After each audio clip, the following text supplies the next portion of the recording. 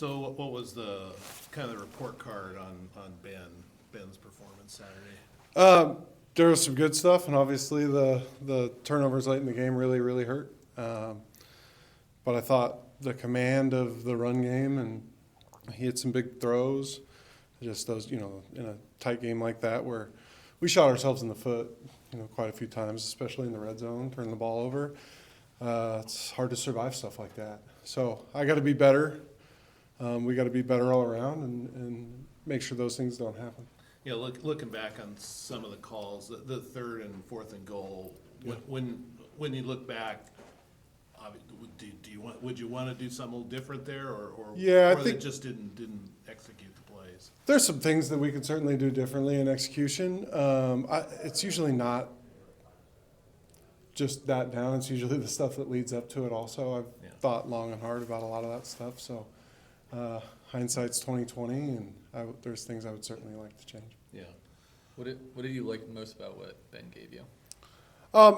We put together a pretty tight package of runs that he needed to control. He was going to be the run game coordinator in that game. I thought he handled it really well. Our run actions were good. We hit some big shots down the field in the run action game.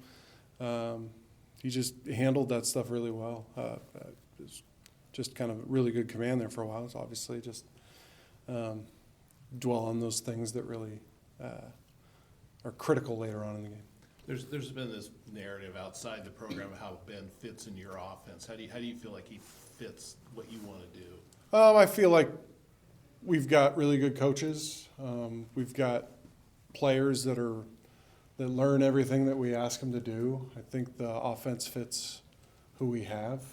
We can tailor it to who those guys are and make it fit. So we'll make it fit Vonnie, and we'll make it fit Bari, and we'll make it fit Ben. Whoever that guy is who we're going to make it fit to.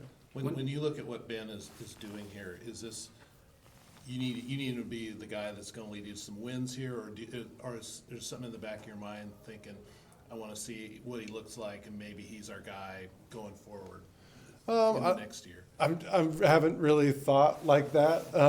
You're kind of in a vacuum week to week, so you're not able to think like that. We want to win now, and who gives us the best chance to win? What plays against the team that we're playing give us the best chance to win? So I don't think necessarily thinking like that. Sometimes those conversations occur, but not.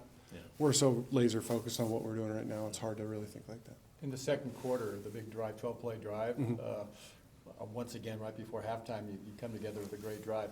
But the fourth down, when Ben hits Noga, can you take us through that and the mindset and all that?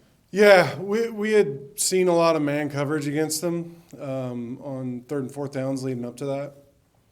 So we had a good man beater, we thought, on the front side.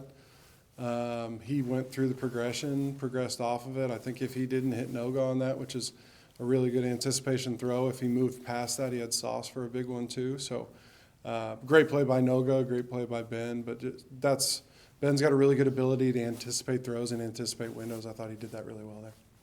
It's been a while since we've talked with you, Gundy, but what parts of Vonnie's game did you guys? That's Hank's fault, not my fault. No, I know. What parts of what about his game did you feel kind of necessitated that change going into this one? In the Cal game. In the Cal game, there was just some decision making stuff, and I think we needed a spark. You need to try to start the fire and get going. We just had been flat. And maybe it's kind of one decision turns into another decision at times. So we needed to, kind of pull back and reassess, and they know it, and this was a tight competition, and we've got a lot of faith in Ben, so it's like, let's see if we can get something going there, and I thought he, did some good stuff in the Cal game and played well in the last game, up until there was a few things I think Ben would want back also. When you talk about tailoring it, the system, at this stage in the season, what's that process look like? Are you picking out of like what's already there and just using different bits of it, or is there new stuff that suits Ben? Yes. It's all that, like you draw on stuff that you've done, like you try to build a big enough menu. It's like going to the Cheesecake Factory. Like you get the menu big enough to where You can pull from different places, or you just tweak one thing a little bit to be able to tailor it to another guy or to whoever that quarterback is. But we've got a big enough menu. We've got good coaches, and they do a really good job of, hey, this is like this, but.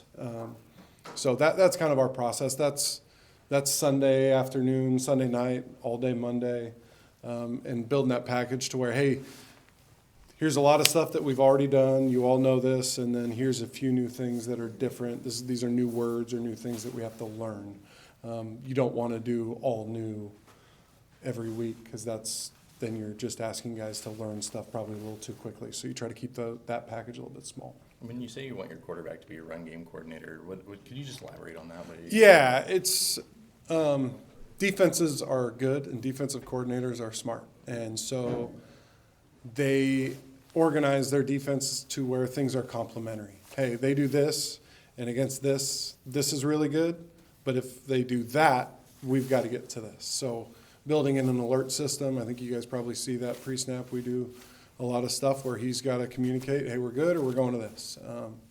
And so the defense a lot of times dictates where the ball's going to go, and we've got what we feel are good answers for all that. Is that sending in 2 plays to him pre-snap and Yeah. telling him to check at the line? Or? Yeah, it can be 2, it can be 3, it can be, hey, we're going to do this play, or if they do this, it's going to go to that direction, and then if they give us this, it's going to change to a completely different play. Is that something that Giovanni was doing for you guys too? Or Yeah, is it new? yeah, Okay. yeah. Was, with Sala, what did you see from him Saturday that maybe you hadn't seen from him in previous games? He was good. I think he's sitting right back there. He knows exactly what I'm going to say. We got to keep him on his feet, but he's got a burst and an explosion that's different. He ran it well, and we need to keep finding ways to get him the ball. What about his game really translates to some of that outside zone stuff that you guys were working He's with? fast. And he's explosive, and when you can get an edge, like we got on them a couple times, it's a dangerous place when he's got open field like that. So we need to keep building on that and find ways to create that. That's not an easy thing to do in a football game. Teams don't want you to get the ball to your back in space like that. So. When you approach a game like Saturday with Air Force, it seems like there'll be a limited number of Mm-hmm. possessions. Is the game plan a little different? Yeah, it is. I mean, I think you guys can look this up for me. I don't know the exact numbers. Usually teams get about 13 possessions a game. Teams that are going to go fast and when 2 fast teams play, they're going to get a lot of possessions. 13 is kind of a pretty standard number. We've been operating around 10 or 11 because our drives have been longer. Usually when you play a service academy, you're going to get 7 to 8. So it's possessions, and it's, I think teams average 58 plays a game this year against them, which is low.